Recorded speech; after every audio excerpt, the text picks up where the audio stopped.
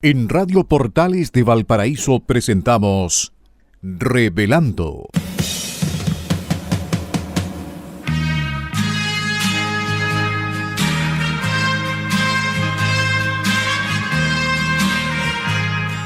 Un programa donde se abordan temas de actualidad, contingencia y la agenda cultural de la zona. Entrevistas del ámbito nacional e internacional. Revelando es presentado y auspiciado por Asofar AG, Asociación de Oficiales de la Armada de Chile en Retiro, Asociación Gremial. Con ustedes, Revelando en Radio Portales de Valparaíso.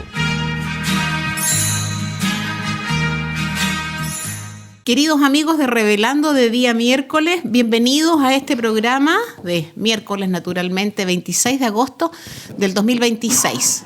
Se acaba el mes. Es una reflexión que hacemos muchas veces. Por obvia que sea, bien vale la pena, porque la próxima semana ya estamos a septiembre. El mes de la patria, el mes de la primavera, las banderas, las marchas militares y tanta tradición.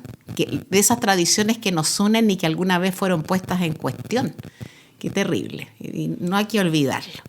Dicen algunos que esas cosas no hay que recordarlas, que la memoria no sirve para eso. Claro que sirve para eso, como sirve para el lado del 73 y para el 91 y para todo. Hay que recordar. Bueno, bienvenidos, muchísimas gracias por estar aquí. Hoy día con el equipo completo, don Daniel Arellano y quien les habla, doña Pilar Soberado, en el estudio azul de Radio Portales de Valparaíso, bajo la atenta mirada, como siempre, de Luis Salinas Taiba, nuestro radiocontrolador y jefe de programación de Radio Portales de Valparaíso. Estamos haciendo el programa temprano en la mañana y cuando preguntan por qué lo decimos es porque puede haber un hecho que constituya noticia que nosotros no tratemos mientras estamos hablando de los dinosaurios de la Patagonia o de las declaraciones del oficial de la Fuerza Aérea Argentina. Podría ocurrir algo muy importante y no lo tratamos. Esa es la explicación. Gracias a Radio Portales de Valparaíso por acogernos y muchas gracias también, por supuesto, a ASOFAR, Asociación de Oficiales de la Armada de Chile en Retiro, por su apoyo constante, permanente, gracias a su directorio y gracias a sus socios. Y lo de siempre, las opiniones que emitimos en este programa, nosotros y todos nuestros compañeros de Revelando, los que hacemos Revelando de lunes a viernes, son de nuestra exclusiva responsabilidad y esas opiniones no representan necesariamente ni el pensamiento ni de Radio Portales ni de ASOFAR. Y la data es data, contrastable, se puede contrastar toda. La opinión, bueno, ese es otro tema y estamos abiertos a cualquier sugerencia con respecto a eso. Y lo segundo, pero como siempre decimos aquí, no menos importante, recordar una vez más y como hacemos todos los martes y todos los miércoles a nuestros damnificados de los incendios del 2 y 3 de febrero del 2024. Y lo hacemos porque nos toca muy de cerca, a unos más que a otros. Nos tocan de cerca las desgracias materiales que sufrieron ellos, en Viña del Mar básicamente, pero más las desgracias humanas, 138 muertos. Y como siempre decimos, no hay monolito, no hay mesa de diálogo, no hay marchas, no hay recordatorio, no hay memoria histórica, no hay nada. Y las autoridades de la época que estaban a cargo de la tragedia, señor gobernador Mundaca, señora delegada presidencial Sofía González, señora alcaldesa de Viña del Mar, ahí están. El primero y la última reelegidos en sus puestos. Y la segunda salta de la delegación presidencial a la Cámara de Diputados. Diputado por el Distrito 7. Y voy a repetirlo, incomprensible. Ahora nosotros sabemos que la política tiene unos ámbitos que no nos pueden parecer muy extraños, pero hay que recordarlo. Así es que por todos ellos y para todos ellos, nuestro recuerdo, y para los que murieron y para sus almas, que descansen en paz y recordar que para los creyentes la muerte no es el final. Así es, pues muy buenos días, estimados auditores, buenas tardes estrictamente para ustedes. Tal como dijo Pilar, estamos grabando hoy día en la mañana, pero siempre muy contentos en este programa que tratamos de hacerlo entretenido para nuestros auditores de Chile y ultramar, saludando desde Bisbiri hasta la Antártica, y a todos los pasos fronterizos y a todos aquellos guardianes de tanto de carabineros, del ejército, de la Armada, de la Fuerza Aérea, de la PDI, que están ubicados en nuestras fronteras, cuidando nuestra soberanía nacional. Especialmente ahora que tenemos estas declaraciones tan curiosas del jefe de Estado Mayor de la Fuerza Aérea Argentina, que replican un poco las que hizo el jefe de la Oficina Hidrográfica hace un tiempo atrás, con la cual vamos a hacer algunos comentarios al respecto. Pero en todo caso reiteramos nuestros saludos a nuestra auditora de Valdivia, nuestra auditora incógnita, a don Juan Enrique, don Manuel Aguirre, don Eduardo Horta también, y a todos los conserjes del edificio Nautilus, que es donde está Radio Portales y que cuidan este patrimonio tan importante de Valparaíso. Y Pilar, yo lo primero que quisiera recordar, aparte de los damnificados y todos los fallecidos en el feroz incendio que azotó aquí nuestra región hace un par de años atrás. 2 años y medio. 2 años y medio, exactamente. Recordar al cabo segundo Iván Burgos Sáez, del regimiento número 9 Chillán, que falleció en un accidente durante patrullaje y control caminero en un sector próximo a Los Ángeles.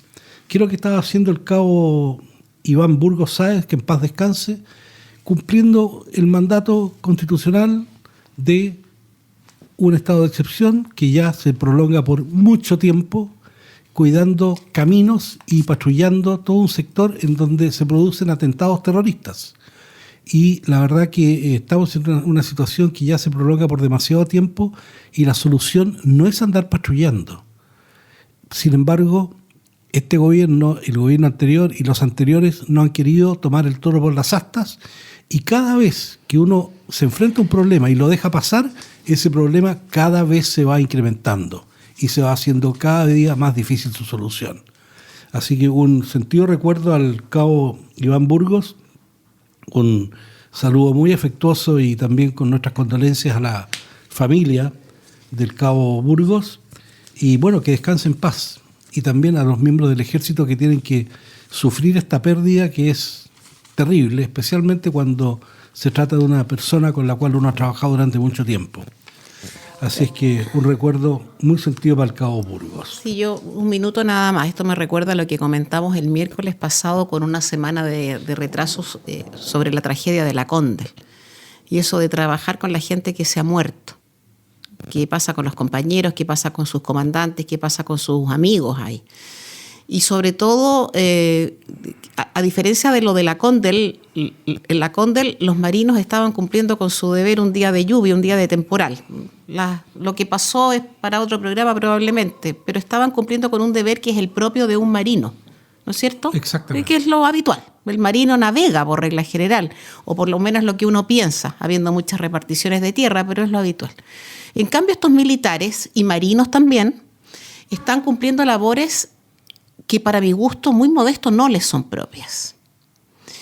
No les son propias. No puede ser que lleven tanto tiempo custodiando, que uno entiende, custodiando la labor de Carabineros de Chile, si uno eso lo puede entender, porque está sobrepasado Carabineros en esta zona.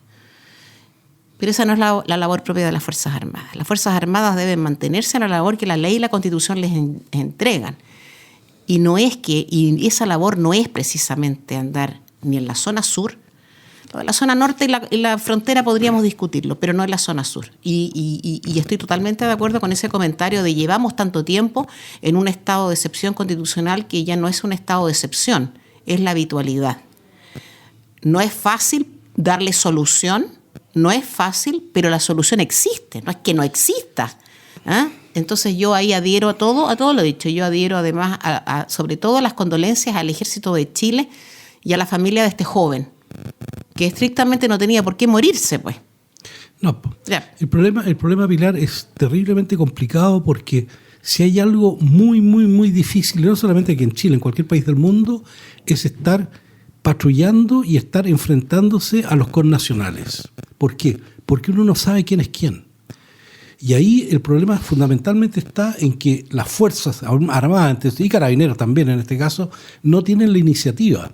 Es decir, ellos tienen que estar patrullando, tratando de ubicar la información, moverse, etcétera. Sin embargo, el terrorista, el violentista, sí tiene la iniciativa y ataca cuando él quiere. Y obviamente busca el momento más propicio, de mayor debilidad, para poder atacar, cuando uno menos se lo espera. Eso es tener la iniciativa. Y en este momento las Fuerzas Armadas y las fuerzas policiales no la tienen. Entonces, ¿qué es lo que se necesita ahí? Se necesita buena inteligencia. Y es más, sin estar absolutamente convencido estoy, pero no estoy, digamos, en condiciones de asegurar positivamente, porque no me consta, la existencia de la información de todos estos grupos terroristas, dónde tienen sus guaridas, dónde tienen sus barretines, etcétera. Eso, conociendo el profesionalismo de Carabineros y la PDI, no me cabe la menor duda que lo tienen. Sin embargo, no pueden ocupar esa información, porque si en un momento determinado Carabineros hace un allanamiento en un lugar X y detiene a alguien, la primera pregunta que le va a decir al juez es: ¿y usted de dónde sacó la información? Es que me la contó un pajarito. No, esa cuestión no corre. Entonces automáticamente esa detención, ese allanamiento pasa a ser una ilegalidad. Es ilegal. Y entonces estamos mal ahí. Porque efectivamente aquí no se trata de que Carabineros está haciendo cosas ilegales, ni la que pedir a Fuerzas Armadas estén haciendo cosas ilegales. Pero lo que sí tienen que hacer es, teniendo la información, tienen que poder actuar. Y para eso necesitan el respaldo de la ley, cosa que no la tienen.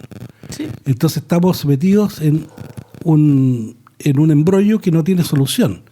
Porque por un lado tenemos que hacer algo, sabemos qué hacer, pero no lo podemos hacer porque la ley nos dice que es ilegal. Claro, pero no es que no tenga solución, si No, legalmente la tiene.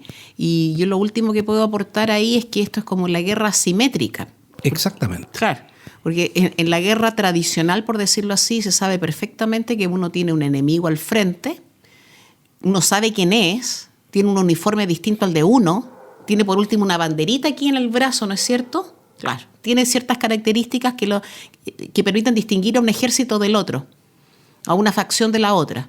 Pero aquí no. Es como en las guerras civiles. ¿Quién es el otro? Exactamente. Soy yo también. Claro. Entonces, insisto yo, primero está el tema de lo que pasa ahí en la zona sur. Lo primero es lo que pasa en la zona sur y cómo los gobiernos han sido de una indolencia impresentable, primero. Y segundo, que hay labores que las Fuerzas Armadas, yo insisto, no deben tener que cumplir ahí. Tenemos ejemplos nefastos de todas estas cuestiones, como son los más cercanos: Colombia y México. Exactamente. Así que estamos con ese problema, un problema que, insisto, el Estado no quiere resolver, teniendo las leyes, teniendo las facultades para poder hacerlo, no lo hace. Bueno, es terrible eso, es lamentable. Oye, lo otro que es preocupante, y vamos a tener que empezar a prepararnos también, es el tránsito a Valparaíso, con estos trabajos que se van a hacer en el puente Capuchinos, que, bueno, hoy día salía algo en la prensa en cuanto a desvíos, etcétera, pero eso es un problema mayor porque se va a prolongar durante 18 meses. Estamos hablando de 1 año y medio. Pongámosle 2 al tiro, conociendo los avances, que resulta que faltó el cemento, que no llegó el fierro, y que faltó el Ceremi o la persona que tenía que dar el permiso del medio ambiente. Pero van a ser cerca de 2 años, 18 meses según la prensa, pero yo me atrevería a decir que va a ser un poco más, en que el tránsito al paraíso va a estar terriblemente complicado, muy, muy complicado.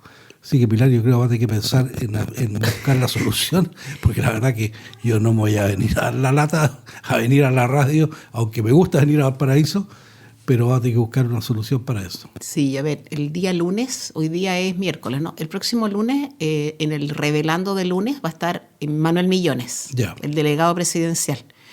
Y María Eugenia Martini, que es la que conduce ese programa, va a preguntarle específicamente sobre este enredo de Capuchino. Este enredo, ¿cómo se va a hacer? Porque en principio parece imposible de solucionar, ¿no? Tendremos que venir volando. Pero no puede ser, porque el metro está, pero el metro se va a saturar. No puede ser que no haya vía de entre Viña y Valparaíso. No puede ser. Una, aunque sea. Claro. Porque además la zona del puente Capuchino es zona bien acotada, no es que sea la avenida España completa. No. Esa es una cosa que yo no entiendo mucho. Ahora, nosotros, agenciar los medios, sí, pero hay una parte de nuestro viaje de Viña a Valparaíso que no podemos dejar.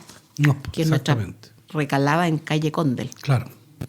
Más allá, digamos. Vamos a ver cómo solucionamos ese tema. No sé cuándo van a partir los trabajos, pero vamos a tener que estar muy atentos atentos a eso. Parece que en noviembre. ¿Noviembre? O sea, ahora ya. Sí, bueno, sí, pero insisto yo que esto, porque en el diario hay unas explicaciones que yo no Sí, sé si no. están como en afgano las explicaciones. Sí. Entonces, En Caramanés. perdón, muy bien, Caramanés, están en Caramanés. Entonces, entiendo yo que Manuel Millones, que es el delegado presidencial, que tiene que tener todos los antecedentes y deben tener listo el plan más o menos, lo comentará el lunes, así que yo creo que hay que estar atento a lo que diga verbalmente, que es mejor que por escrito. Así es. Vamos a ver. Ese es un tema que va a estar pendiente y yo creo que va a hablar. Yo me acuerdo cuando estaban haciendo los trabajos en lo que se llamaba la curva Yolanda. Creo que todavía se llama así, ¿o no? Sí. La curva Yolanda es que desviaban la movilización por los cerros y la verdad que se demoraban bastante. Ahora, eso es cuando el parque automotriz aquí en Chile era bastante más reducido y bastante más pequeño de lo que es actualmente. Sí, claro. Entonces, bueno, yo creo que a lo mejor buscando una solución intermedia, aumentando la frecuencia del metro, ¿no es cierto?, del tren, aumentando la frecuencia de los buses. Y lo otro que yo creo que es importante también es buscar cómo hacer esto de tal manera que la gente, por ejemplo, que vive en Reñaca o en Concón, pueda acercarse en su vehículo, dejarlo en alguna parte y tomar el tren o tomar la micro, no sé. La verdad que hay que verlo. O por último, dedicarse y viajar en micro. O sea, bueno, a mí no me hace mal. Pero eso, perdón, no es tengo que esa es ningún una problema con alternativa. eso. Lo que pasa es que uno tendrá que venirse más temprano. Exactamente. Lo de las micro, que si la micro, a menos que uno le toque un conductor hasta arriba de droga, no hay problema. Sí. Esa locomoción es buena, hay muchas. Y yo me imagino que si va a haber micros por los cerros no van a poder correr tanto como corren estos señores, no todos, pero muchos de ellos por la Avenida España. Así que eso va a ser algo positivo. Y la gente vendrá desde, por ejemplo, cualquiera que no viva en Valparaíso dejará sus autos por ahí y vendrán de a uno, o sea, en un auto más personas, claro, que también es una cuestión de lógica. Hay que buscar ahí la solución. Yo creo que se va a solucionar, pero no va a dejar de ser complejo. Bueno, total, yo me crié en micro, así que no leo ningún problema en andar en micro de nuevo. Y yo también. Mi querida 1 y mi querida el 62 por la calle Quillota. Yo tenía la micro 15. La 15, ¿esa era Libertad? No, la 15 salía de Miraflores, del sector actualmente, más allá donde está el Jumbo, por ahí estaba el paradero a las 15. ¿Ya? Y se venía por 1 Norte y llegaba hasta el Molo. Derecho. Sí. Ya. 1 Norte y esa es la que tomaba yo para ir al colegio, así que... Ya. Y me conocía a todos los choferes, por su nombre. Lógico. Claro. Pues día a día, ahí llegó este niñito. Claro. Bueno. Así es que, bueno, además que es entretenida, uno se va con gente que le mete conversa a una. Y yo la verdad que nos falta la señora que hace los comentarios ahí. Pero es muy bueno eso. Es bueno, sí. Y cuando uno viene con un libro, más todavía. Y lo mejor es cuando uno saluda y le contestan. Justamente. Bueno, y todo eso. Sí, es una experiencia. Volver a esas buenas costumbres que nunca están de más. Estoy de acuerdo. Oye, me tiene no preocupado, pero esta es la declaración del jefe de Estado Mayor de la Fuerza Aérea Argentina sobre Magallanes. ¿Qué tiene que hablar de Magallanes este caballero? ¿Qué tiene que hablar del Paso Drake o el Mar de Oces, que es el verdadero nombre? Yo creo, mira, aquí yo tengo varias hipótesis. A ver. La primera pregunta es si lo hizo a propósito o no. Y si lo hizo a propósito, yo no sé, demuestra bastante ignorancia por lo demás. Estaba en un programa bien particular de podcast, muy particular el programa, medio artesanal. Yeah. Ahí estaba, yo vi eso, lo vi. Estaba con 3 señores, no sé si, pero da lo mismo, 3 entrevistadores y él lleno de parche y pañuelos. Sí. Y dice esto muy así como al voleo, ¿no? Así como hablando del café. Claro. Y la pregunta mía, ¿el hombre sabrá lo que estaba diciendo? ¿Habrá estado en Ushuaia alguna vez? Quizás en Ushuaia sí, pero más al sur conocerá el área, conocerá toda la historia, todo el tema de lo limítrofe que... Es probable que no. Lo más probable, por eso digo, yo le doy una dosis de ignorancia, lo que en ningún caso lo justifica. No, claro que no. No, y además es un militar. Exactamente. No, pero hay una cuestión que hay que sacarse de encima, que lo escuché hoy día, entre ayer y hoy. Nosotros no tenemos ningún conflicto con Argentina. Chile y Argentina no están enfrascados en ningún conflicto en este momento. Que Argentina tenga muchos deseos de ser un país bioceánico es otro tema. Bueno, claro. Y de que cada vez intente proyectar lo que tiene, plataforma continental extendida, proyección para el sur, eso es otra historia. Chile no tiene problemas con Argentina. El tratado de 1881 y el último tratado, el de 1984, son tratados, y lo que dice en relación con campos de hielo, pero son tratados incorporados a la legislación chilena y Chile no anda reclamando absolutamente nada. No. Pero hay que tener presente siempre que los argentinos, al igual, creo yo modestamente, al igual que los bolivianos y los peruanos, son vecinos, Sí. no hermanos. Sí. Aún entre hermanos hay pelea, Sí. pero estos no son hermanos. Eso. Bueno, Pilar, yo creo que es hora de comentar o de introducir nuestro intermedio musical, Muy bien. que va a ser la película Arde París. Sí. ¿Y por qué? Estimados auditores, hay un libro muy bueno, Arde París, de Jacques Collins y Dominique Lapierre, si no me equivoco. Larry Collins. Larry Collins y Dominique Lapierre, que se llama Arde París. Y una película también, Sí. que trata sobre la liberación de París por parte de las fuerzas aliadas en la Segunda Guerra Mundial. Hecho que ocurrió un 26 de agosto de 1944, en la cual se produce la rendición de las fuerzas alemanas que ocupaban París, que fue liberada al día siguiente por un desfile encabezado por las tropas del general Leclerc, como una condición o como una concesión especial que le hicieron las fuerzas aliadas a los franceses, que si bien es cierto estaban combatiendo por el lado de los aliados, pero el aporte era significativo, pero bastante menor respecto al aporte que estaban haciendo las fuerzas norteamericanas, inglesas, canadienses, etcétera, etcétera. Pero bueno, liberaron París y el gobernador de París, que era el comandante Dieter von Choltitz, alemán, había recibido instrucciones directamente de Hitler de arrasar con la ciudad, es decir, bombardear y destruir todo lo que fue a París. Ojalá quedara plano París. Y el comandante Dieter von Choltitz se negó. Sí. Y le preguntaba, ahí viene la pregunta, dice, ¿arde París? Y este caballero contesta, sí, por los 4 costados. Y era mentira, porque él declaró ciudad abierta, precisamente en una muestra absoluta de civilización, la cual era ridículo destruir una ciudad por destruirla. Ahora, ¿por qué? Porque los bombardeos aliados en Alemania efectivamente habían destruido todo, especialmente la ciudad de Dresde, en donde estaba un complejo industrial importante. Dresde fue reducida a cenizas. Y cuando uno va a Berlín, por ejemplo, todavía queda la cúpula de una iglesia, cuyo nombre no me acuerdo en este momento cómo se llama, que está tal cual como quedó durante la Segunda Guerra Mundial, como un vestigio, como un monumento a lo que es una barbarie que no tiene nombre. Pero la guerra es eso, por eso es que hay que evitarla. Y tenemos que estar preparados para eso. Eso yo creo que es una cosa que tenemos que tener muy, muy en cuenta. Sí, a mí ese tema de París, o sea, yo leí a ver ese libro en su minuto. Claro, el jefe alemán no obedeció a la orden del Führer, no la obedeció. Pero hubiese sido del todo obvio que la obedeciera. Sí. Yo estoy pensando en lo que hacían los romanos, las legiones romanas cuando invadían y conquistaban. Lo dejaban todo destruido, todo. Arrasaban con todo. Es una salvajada. Sí. Después de eso, por supuesto que hay normas con respecto a la guerra y con respecto a cuáles son los blancos, pero la idea de Hitler era del todo lógica en la guerra, Claro. en esa guerra. Porque los aliados efectivamente no tuvieron mucha consideración por los civiles. No. Y ahí no ha habido ningún juzgamiento. No estoy justificando nada, no estoy diciendo que lo... No. Estoy Son una hechos. cuestión objetiva, sí.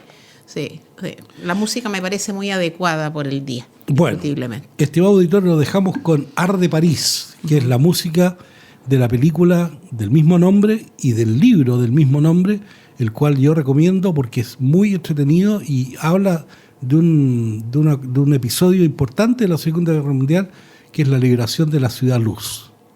¡Ulala! Así. Hasta algunos minutos más. Muchas gracias, estimados auditores, por vuestra atención. Regresamos en breve con ustedes. Muchas gracias.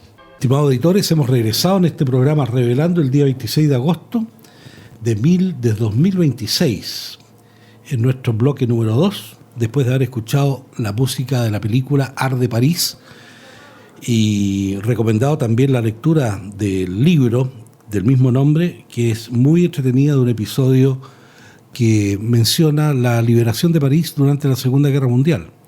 Así es que la música, Pilar, no sé, ¿te gustó? A mí sí. Yo le encuentro música muy parisiana, o sea, sí. Es la música que uno escucha cuando anda en Francia, por ahí, especialmente en París. Claro. Los ambulantes ahí callejeros o los músicos callejeros, muy típica. Es que esa música, yo entiendo que entiendo que en Francia, o sea, no entiendo, sé que en Francia hay diferentes tipos de folclore. Sí.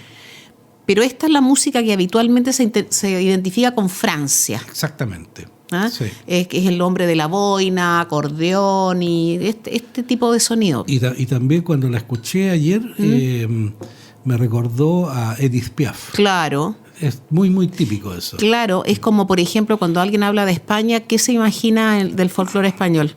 El flamenco. Flamenco, claro. Pero el flamenco es el sur. Sí. Pero el centro y el norte no tienen nada que ver. Pero es el flamenco, naturalmente. Sí, es una música que uno tiene que, especialmente la música de Francia, uno la tiene que entender. Y yo tuve la suerte de tener una profesora que nos hacía clase de francés en base a la música de Edith Piaf. Las canciones de Edith Piaf, que tiene palabras que no existen.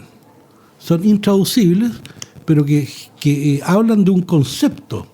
Entonces, si uno la busca en el diccionario, no figura la palabra, pero hay que verla en el contexto. La verdad que fue bien interesante porque por lo menos a mí me introdujo en un ámbito de la cultura francesa que no conocía, no tenía idea. Y la verdad que después me empecé a escuchar con mayor atención a Edith Piaf, y efectivamente tiene una melodía, tiene una forma de cantar que es bien particular. Ella sí, pero sí, ella es una de como el buque insignia de la música ligera francesa. Pero claro, exactamente. Pero hay otros que son fantásticos también, que posteriores a ella, pero que han dado unas canciones de lujo. Las de ahora como que son medias chacoteras, pero hubo un tiempo de que la música francesa fue destacadísima. Como te contaba, yo tuve la suerte de tener esta profesora que nos hacía clases en base a música y cine. Entonces me conocía a todos los directores, más que los actores y actrices, a los directores, que les imprimen un sello bastante particular a las películas, la cual yo ahí recién empecé a apreciar. Claro. Y después la misma música también. Ahí nomás metí las patas en una oportunidad cuando le pregunté qué opinaba de la Mireille Mathieu. Y ahí casi le dio un infarto a esta señora, porque la Mireille Mathieu era belga, no francesa. Pero cualquiera se confunde porque era la novia mujer de Delon, pues. Bueno, de las. Pero uno que era ignorante y sigue siendo ignorante en ese aspecto. Pero puede meter las patas con permiso. Claro, es que Bélgica, claro, es verdad. Es como cuando dicen los argentinos, los uruguayos, por favor. Claro, sí. Pero uno puede confundir la forma de hablar. Exactamente. Bueno, yo perdono eso de la Mireille Mathieu, porque la Mireille Mathieu sería muy belga, cuestión que yo tampoco sabía, yo pensé que era francesa, pero era la novia del famoso, estupendo Alain Delon, que en paz descanse. Exactamente. Pero lo que no podemos olvidar hoy son nuestros carabineros. No. Que hoy día aproveché que estaba en la calle, habían 3 carabineros, así que estuve conversando un ratito con ellos, los saludé y obviamente les agradecí su servicio, que es muy importante. Y hoy día tenemos que recordar a 7 carabineros caídos en el cumplimiento del deber, día 26 de agosto, en el largo historial de Carabineros de Chile. Y el primer mártir que vamos a recordar es el carabinero Facundo Carrillo, de la 4ª Comisaría de Río Bueno, que falleció un día como hoy, el año 1934, siendo el mártir número 97. Y continuamos el año 1935, el carabinero Juan Vallantín Pino, mártir 101 de la 1ª Comisaría de Osorno, seguido el año 1984 con el mártir 787, el sargento segundo Modesto González Pino de la 1ª Comisaría de Coyhaique. En 1984 también, mártir 789, el sargento segundo Óscar Carreño Ruiz de la sección Arsenales. El año 1986, el mártir 824, el cabo primero Juan Tavilo Rojas, del Departamento de Drogas OS7. Y continuamos con el teniente Mario Donati Pino, de la Subdirección de Actividades Policiales Especiales, que falleció un 26 de agosto del año 1986, siendo el mártir 825, y el año 1993, siendo el mártir 964, el carabinero Juan Carlos Veloso Garrido, de la 25ª Comisaría de Maipú. 7 carabineros en un día 26 de agosto, recordando que son 87 en el mes. Para ellos nuestro recuerdo, nuestro agradecimiento por haber dado su vida cumpliendo con su deber en labores de protección de nuestra propia vida, de nuestra seguridad. Así que muchas gracias por ello, un reconocimiento muy verde como son los carabineros a todos estos que fallecieron y que recordamos hoy con mucho sentimiento y pesar. Que descansen en paz. Bueno, y otro tema interesante de recordar hoy en las efemérides nacionales, gracias a la información del general Patricio Geldres, que me tiró un salvavidas muy temprano en la mañana, porque no tenía ninguna efeméride nacional que recordar. Y el año 1840, un 26 de agosto, por ley se concede pensión a la sargento segundo cantinera Candelaria Pérez, de destacada participación en la guerra contra la Confederación Perú-Boliviana. Estamos hablando de 1840. Además, se le concede el grado de subteniente de ejército y ella se hizo famosa en el asalto del Cerro Pan de Azúcar, en donde toma el fusil de uno de los muertos y combate hasta alcanzar la cumbre. Es decir, era una mujer de armas tomar. Literalmente y efectivamente. Así que doña Candelaria Pérez la recordamos como sargento segundo y posteriormente subteniente de nuestro ejército. Qué vital es reconocer los servicios prestados en cualquier sitio, no solamente en el caso militar, pero básicamente y más importante en el ámbito militar. A mí me impresiona ver fotos de veteranos de la Guerra del Pacífico pidiendo limosna en Valparaíso, pidiendo limosna y habiendo vendido probablemente hasta sus medallas y sus condecoraciones. Militares olvidados, totalmente olvidados. Eso no puede ser. Pero fíjate que eso es aparentemente es una, yo no sé si una condición general en el mundo. No, yo creo que no. Fíjate que en Inglaterra, por ejemplo, yo sé que existen hogares para veteranos y que tienen un uniforme y se visten y los hacen participar en todas las conmemoraciones de guerra. Pero en Estados Unidos, por ejemplo, días atrás me comentaba un amigo mío relacionado con los buzos tácticos norteamericanos, que se meten a este curso que es terriblemente duro, los mandan a misiones muy, muy complejas, tanto en Vietnam, en Afganistán, en Irak, siempre han estado metidos en donde las papas queman. Son los que fueron los que capturaron y dieron muerte a Osama Bin Laden. Y resulta que a los 33 años se les acaba la profesión. ¿A los 33? 33 años. Porque es muy desgastadora, porque es muy desgastadora y además, digamos, si es que llegan a los 33 años, porque hay muchos que no llegan.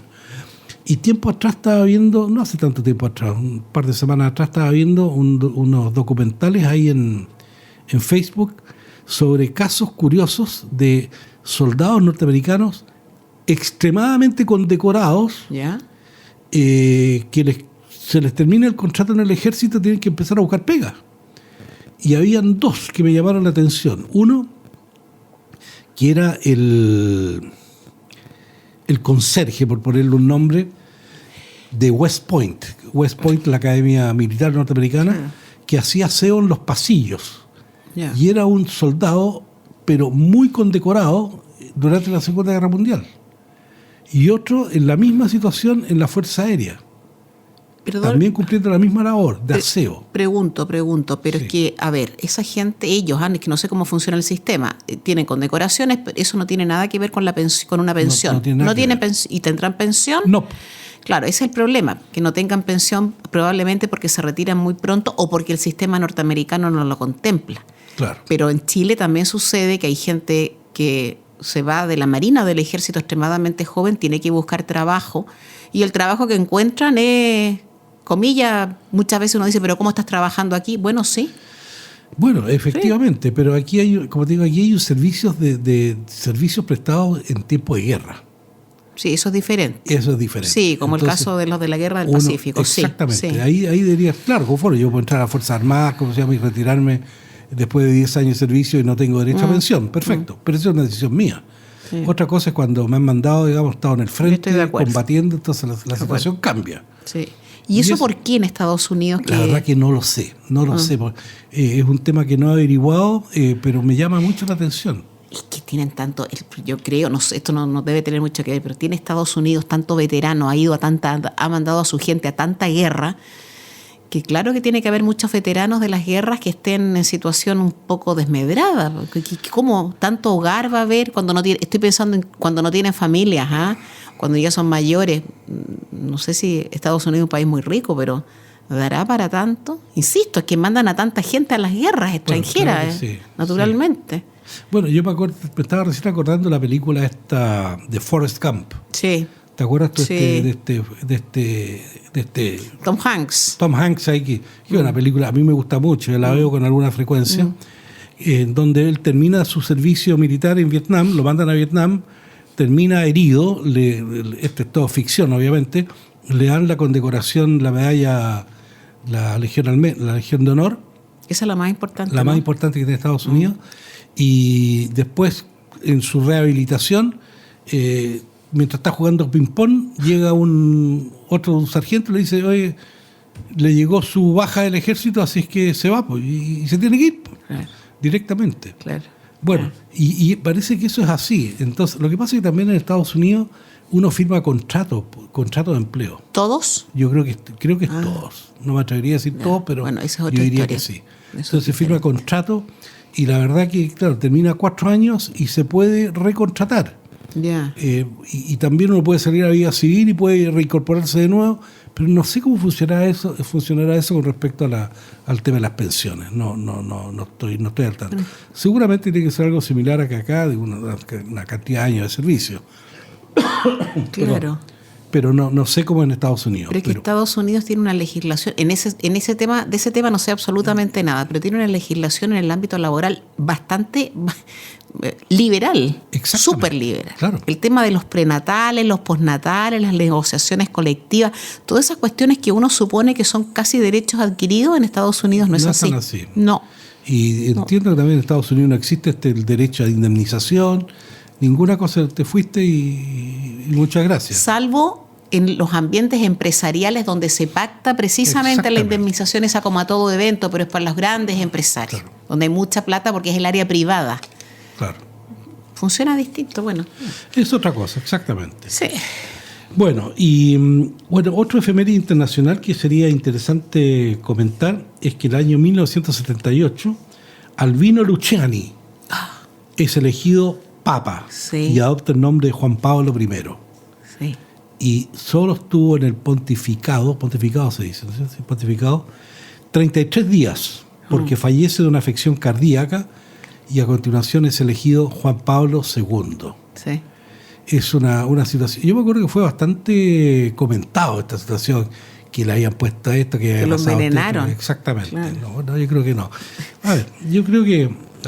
El ser papa, yo creo que debe ser una carga tan importante y tan pesada, o una responsabilidad tan grande, que si uno tiene algún problema cardíaco, quizás que le haya afectado. ¿Por qué no? Sí. No sabemos, pero fue bien impresionante eso, ¿eh? Fue muy impresionante. Sí, en pocos días la elección de Juan Pablo, la muerte de Pablo VI, la elección de Juan Pablo I, rápidamente la de Juan Pablo II, fue una cuestión muy particular. A mí lo que me llama la atención el año 1978, ¿por qué? Estamos hablando de 26 de agosto, que se eligió Papa. 33 días más, estamos hablando, ya pongámosle un número redondo, 26 de agosto, 26 de septiembre, ¿no es cierto? Estamos fines de septiembre, fallece. Fallece, elección del Papa, que ha sido pongámosle una semana, estamos hablando de mediados de octubre, y el año 78 aparece el Papa mediando el conflicto entre Chile y Argentina, que eso fue en diciembre. Sí. Es decir, tuvo 2 meses a todo reventar para ponerse al tanto de eso, y gracias a la intervención de Monseñor Ángelo Sodá, ¿no? Sí, pues el nuncio. Yo creo que fue el nuncio apostólico que estuvo aquí en Chile muchos años, que pudo asesorar muy bien al Papa. Y que sabemos que hay ciertas cosas que se mantienen y que debería en el Vaticano, su diplomacia es fantástica. Y son cosas que deberían mantenerse, porque va a ser un poco el símil en todos los países. Sí. La cuestión diplomática debería ser una política de Estado, no de gobierno. Lo del Vaticano, insisto, es una figura distinta, pero el sistema diplomático vaticano sigue funcionando independientemente de quién sea el Papa. Por eso Juan Pablo II, que además era un hombre inteligente y que vivió además el tema de la Guerra Fría y sabía muy bien cómo se movían ahí el tablero de ajedrez, las figuras, pudo él presidir esto, pero tenía su gente, a la gente de la diplomacia vaticana trabajando ahí. Pero fíjate que yo tuve la suerte el año 1990, yo estaba en la Academia de Guerra. Es feo hablar de uno, pero es un tema, ¿cómo se llama?, interesante porque es anecdótico.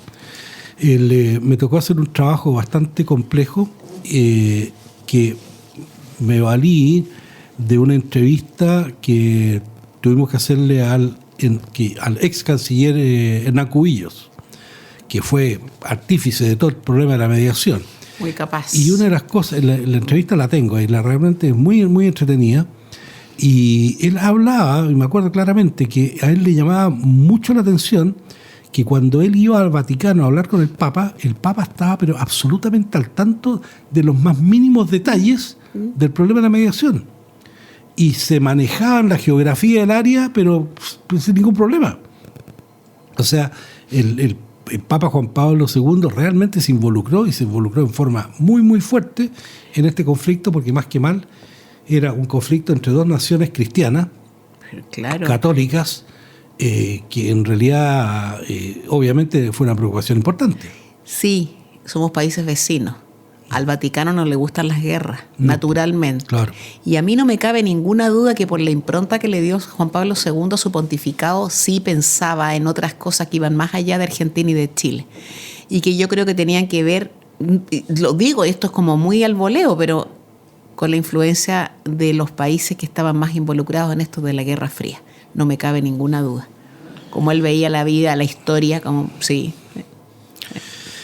Y la otra efeméride interesante a recordar hoy es que el año 92, un 26 de agosto, Vladimir Mesiar de Eslovaquia y el checo Václav Klaus acuerdan la separación a contar del 1 de enero de 1993 de Checoslovaquia. La Checoslovaquia, como todos sabemos, se separó y se dividió en la República Checa y la República Eslovaca. Exactamente. Que es una cosa que es difícil de entender, ¿eh? Y yo creo que lo comenté en una oportunidad. Esto fue el 92, ¿se acuerdan la separación? Pero se produce a contar del 93. En 93 yo estaba en Israel. Y estaba de secretario de la Asociación de los Agregados Militares acreditados en Israel. Y llegó a hablar conmigo el agregado militar de Checoslovaquia. Perdón, ¿en qué año estamos? 93. Pero ya no existía Checoslovaquia. No, pues se habían separado el 1 de enero a contar el 1 de enero. El que era agregado de Checoslovaquia. De un país que ya no existía. Está buena. Exactamente. Sí. Entonces llegó a hablar conmigo porque estaba con un problema ahí no sabía cómo manejar el asunto. Una cosa bastante ridícula, que era el pago de las cuotas de membresía de la Asociación de Agregados Militares. Yeah. Entonces me dijo, oiga, tengo un problema porque mi país se separó. Claro. Y en este momento, la primera pregunta le dice, bueno, ¿y usted qué es lo que eligió? Po? Claro. No, yo elegí ser de Eslovaquia. No me acuerdo si Eslovaquia o la República Checa. Ah, qué bueno. ¿Y cómo se maneja todo esto? Porque la realidad es difícil entender que un país se separe. Po. Entonces, o sea, por ahí no. Bueno. Como en los Balcanes. Claro. Pero no, yo vivo en Eslovaquia, así que ya, pongamos que haya sido Eslovaquia. Entonces, sí, pero Eslovaquia está recién organizándose y hace como 3 meses que no me pagan el sueldo. Entonces, no tengo cómo pagar las cuotas. Que olvídese. Solucione su problema, que es bastante más serio que pagar las cuotas de la Asociación de Agregados, que realmente era ridículo, pero ahora sí, olvídese. Por último, hacemos una colecta. No, más que una colecta, hacemos una excepción, alguna cosa hacemos, claro. pero entendemos claramente la situación, así que olvídese. Pero lo que me afectó mucho, me llamó mucho la atención, era esta situación de este hombre que estaba en un país, o estaba sirviendo un país, y de repente ese país se le dividió en dos y tenía que elegir a dónde quedarse. Y porque es otra organización. También hay que reconocer que son, yo no sé si, ahí no me atrevería a decir si son, la cultura eslovaca es tan diferente a la cultura checa, no tengo idea. No sé, para mí es lo mismo, obviamente de una visión bastante ignorante, pero ¿cómo se llama? No sé cómo lo habrán arreglado ahí. Porque habla también de identidad, de servicio, de un montón de cosas, pero es un tema que tenía muy, muy complicado y el hombre se veía muy afectado por esta situación. Pues una experiencia que me marcó, y me acuerdo que terminé como medio amargado, claro. La amargura ajena. Sí, claro, pero es que uno se representa muchas cosas ahí. Sí, porque para nosotros que lo vemos desde lejos, además, bueno, desde Israel tampoco es tan cercano, pero uno dice, va, qué curioso, esta señora o este caballero, eso se acuestan chilenos y se levantan chill y no sé, claro. Chill algo. Y dice, bueno, ¿y usted en qué país está? Bueno, me tocó porque aquí no ha habido ningún referéndum, entiendo yo, no lo sé, tampoco, y se me dividió el país. ¿Y cuál fue el fundamento de esa división? Yo me imagino que los unieron a fuerza los rusos, los soviéticos, me imagino yo, tampoco sé, yo no tengo mucha idea de eso, pero es una cosa muy terrible. Los Balcanes sigue siendo un polvorín, en los Balcanes, porque ahí hay un problema de religiones, además. Y creo que debe ser lo peor, más que si son verdes o amarillos en cuanto a la piel. El tema de la religión es una cuestión muy complicada que sigue siendo un problema en los Balcanes. Entonces, vamos a dividir el país, ya no es Yugoslavia. No. Ahora es Croacia, es Serbia, Bosnia-Herzegovina y cuánto más. Qué difícil para una persona, ¿no? Complicado. Ahora que tú mencionas los Balcanes, es interesante porque efectivamente todos esos países formaban lo que era la Yugoslavia. Eso mismo. Y me acabo de acordar que hay un chileno que está allá, al cual yo conozco, que fue enviado en una misión bastante interesante a trabajar ahí con las fuerzas que están ahí de Naciones Unidas. Así que lo voy a contactar para hacerle las preguntas del caso. ¿Y él, fue marino, militar o civil? Diplomático. Dejémoslo que es amigo. Es amigo. Ya, perfecto. Pero pertenecía a las Fuerzas Militares de Paz de la ONU. O por ahí. Que está por ahí, exactamente. Por ahí, sí. Ya. Bueno, él tendrá mucho que contar y podría contar, no sé, a lo mejor no públicamente, pero podría comentar ahora mismo qué pasa con los serbios, que hay un grupo que está en Locate como una cabra. Exactamente. Terrible. O sea, vamos a ver si lo puedo contactar y hacerle algunas preguntitas al respecto, porque es interesante conocer algo directamente de in situ ahí. Oye, pero antes que se nos vaya, nos quedan 2 minutos. Las declaraciones del ministro de Defensa relacionadas con el convenio 169 de la OIT y la ley Lafkenche. Muy buen tema eso.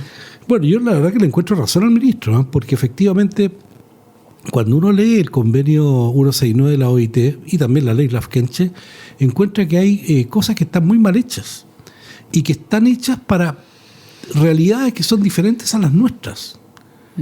Si bien es cierto, hay que reconocer que nosotros tenemos una población indígena importante, pero esa población está absolutamente, yo diría, en su gran mayoría, un 90%, absolutamente asimilada a lo que es la nación chilena.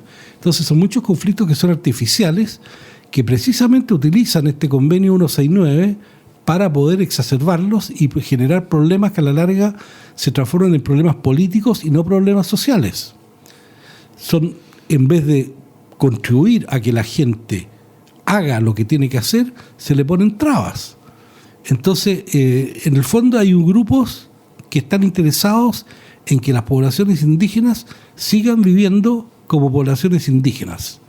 Y eso va absolutamente en contra de lo que es la naturaleza humana, porque uno siempre aspira, obviamente, a vivir mejor que lo que vivieron sus padres y sus abuelos. Ahí tenemos un problema. Así que yo encuentro que lo que dijo el ministro de Defensa tiene toda la razón y estas cosas hay que tomarlas como un parámetro a considerar. Pero ahí, a cumplirlo, yo tengo mis reservas. Yo también apoyo las declaraciones del ministro de Defensa. Primero porque él sabe.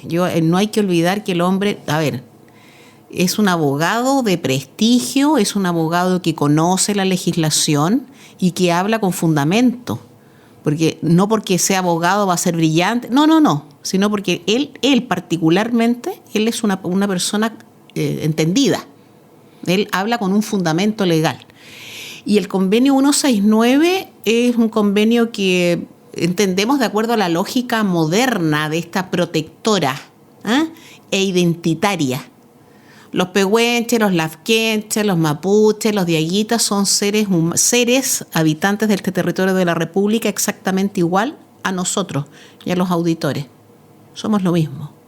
Y tenemos los mismos derechos y deberes. Y somos iguales en dignidad y derechos. Pero de ahí que a mí me den más derechos por descender de, no. Y que además de descender de, tenga que trabar una serie de proyectos por razones identitarias y de culpas, no, tampoco. Así que yo le doy la razón al ministro. Yo también. Modestamente. Y yo creo que eso tenemos que revisarlo y ver exactamente lo que nos conviene. Y no nos podemos ir, Pilar, sin dejar de mencionar la amenaza de bombas en la Universidad Diego Portales y la Universidad de Santiago.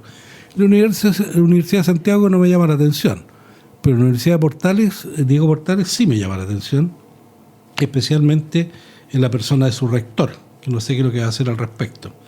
Pero bueno, y tenemos a Canadá y Estados Unidos en una disputa arancelaria bastante complicada, que a la larga va a ser perjudicial para los dos, no me cabe la menor duda, y a nuestro canciller en China, viendo qué va a pasar ahí en nuestras relaciones con China, y ojalá, digamos, que se llegue a buen puerto, porque efectivamente China es un importante socio comercial nuestro, también como Estados Unidos, pero obviamente aquí es un tema de comercio, no es un tema de influencia de ninguna otra índole. Y sí estoy de acuerdo con que hay que mantener reservas en los sistemas que están relacionados con nuestra seguridad y soberanía. Sí. De todas maneras. Pero sí, eso, como la historia famosa del cable chino. Exactamente. En esa cosa hay que tener cuidado y los gobiernos tienen que estar atentos. Pero en lo demás hay que ser pragmático. ¿Fue Mao el que dijo que no me importa el gato, lo esencial es que mate ratones? ¿Coma ratones? No fue, si mal no me acuerdo, fue Deng Xiaoping. No lo sé, pero algún líder de ellos. Sí. Bueno, y tiene toda la razón, pues. Si hay que ser pragmático en muchas cosas de la vida. Vamos a tener que ser pragmático antes que Luis venga a echarnos aquí. Sí, ya apareció por ahí. Apareció. Tenemos que, ¿cómo se llama?, despedirnos. Sí. Muchas gracias, estimados auditores, por vuestra atención, por vuestra lealtad. Un saludo muy particular a todos y, bueno, que tengan un muy buen resto de semana. Eso es. Y cuídense. Y aquí en la zona, en la región de Valparaíso, tenemos que prepararnos para una eventual lluvia. Pero sí está bien, pero está lloviendo desde ayer, pero yo ando paseando el paraguas desde el lunes y no... Ya, en fin. Sigámoslo paseando. Muchas gracias, auditores. Será hasta una nueva oportunidad. Buena tarde. Muy agradecido. En Radio Portales de Valparaíso hemos presentado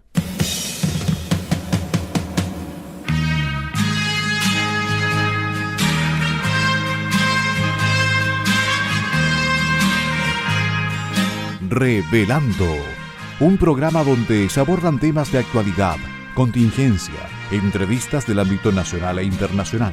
Revelando es presentado y auspiciado por Asofar AG, Asociación de Oficiales de la Armada de Chile en Retiro, Asociación Gremial. Sintonícenos en un próximo programa. Buenas tardes. Las opiniones vertidas en este programa son de exclusiva responsabilidad de quienes las emiten y no representan necesariamente el pensamiento de Radio Portales de Valparaíso.